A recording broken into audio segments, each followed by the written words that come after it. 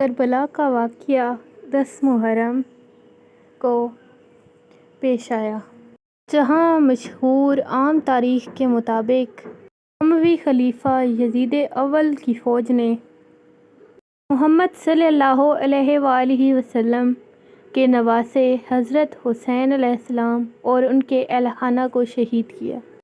حسین ابن علی کے ساتھ 72 ساتھی، کچھ غلام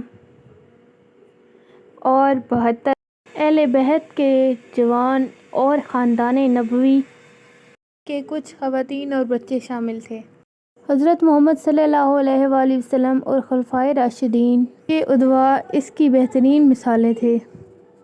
حضرت حسن ابن علی سے امیر معاویہ نے معاہدہ کیا تھا کہ وہ کسی کو بھی خلیفہ نامزد نہیں کریں گے، مگر حضرت معاویہ نے یزید کو اپنا جانشین مقرر کر لیا۔ حضرت حسین رضی اللہ تعالیٰ عنہ نے انہی اصولوں کے تحت یزید سے بیعت کرنے سے انکار کر دیا تھا۔ یزید نے تخت نشین ہونے کے بعد حاکم مدینہ ولید بن عقبہ کی وصالت سے امام حسین رضی اللہ تعالیٰ عنہ سے بیعت طلب کی۔ ولید نے سختی سے کام نہ لیا، لیکن مروان بن الکمزور بیعت لینے کے لیے بول رہا تھا، مجبور کر رہا تھا کہ بیعت لے لی جائے۔ ان حالات میں حضرت حسین رضی اللہ تعالیٰ عنہ نے سفر مکہ اختیار کیا اور وہاں سے اہل کوفہ کی دعوت پر کوفہ کے لیے روانہ ہوئے۔ جب حضرت حسین مکہ پہنچے، اہل کوفہ نے انہیں سینکڑوں خط لکھ کر کوفہ آنے کی دعوت دی تاکہ وہ آ کر خلافت اسلامیہ کے لیے جدوجہد کا آغاز کر سکیں، لیکن غدار اہل کوفہ نے حضرت حسین کے ساتھ غداری کی اور ان کا ساتھ نہ دیا۔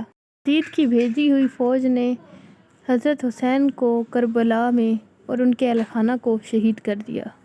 حضرت حسین رضی اللہ تعالیٰ عنہ کو جب بیعت کے لیے کہا گیا تو انہوں نے کہا، میرے جیسا آدمی خفیہ بیعت نہیں کر سکتا، جب بیعت عام ہوگی تو میں بھی کر لوں گا۔ امام حسین شدید الجھن کا شکار تھے۔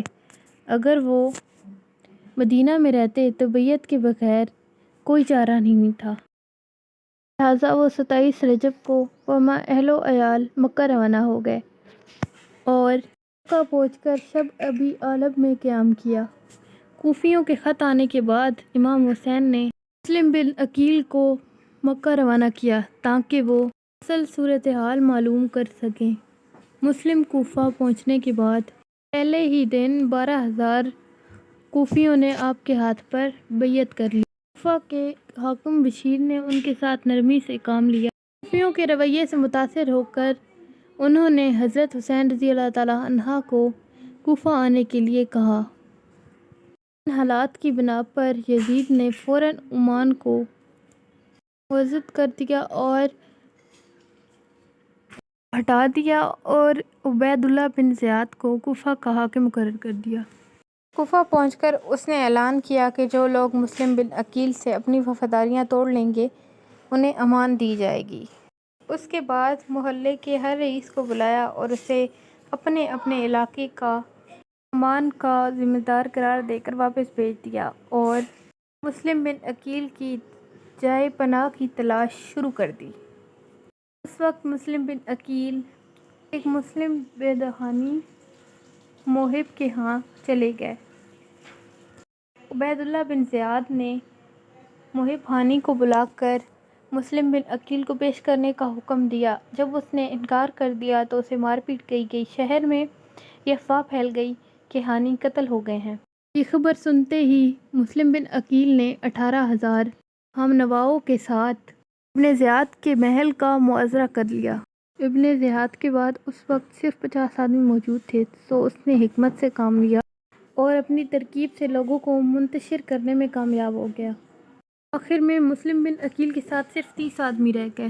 مجبوراً مسلم بن عقیل نے ایک بڑھیا کے ہاں پناہ لی، لیکن اس بڑھیا کے بیٹے نے پیسوں کی لالچ میں اور ابن زیاد کو جا کر اطلاع کر لی۔ یہ اطلاع پا کر اس نے مکان کا محاصرہ کر لیا۔ حضرت مسلم بن عقیل تنہا لڑنے پر مجبور ہوئے۔ جب زخموں سے چور ہو گئے تو محمد بن اچیاس نے گرفتار کر لیا، لیکن جب ابن زیاد کے سامنے انہیں پیش کیا گیا تو اس نے اپنے وعدے کو بھلا کر ان کے قتل کا حکم دے دیا۔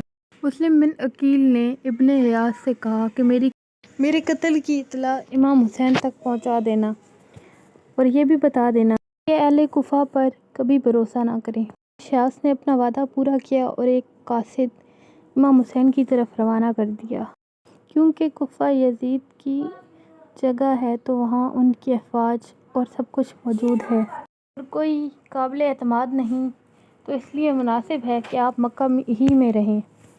عبداللہ ابن زبیر نے تجویز دی کہ آپ مکہ ہی میں رہ کر اپنی خلافت کی جدوجہد کریں، ہم سب آپ کی مدد کریں گے۔ لیکن جب امام حسین رضامند نہ ہوئے تو انہوں نے آپ کو کوفہ کے بجائے یمن جانے کی تجویز پیش کی، لیکن آپ پھر بھی رضامند نہ ہوئے اور اپنے دل اور اپنے ضمیر کی سنی اور سفر جاری رکھا۔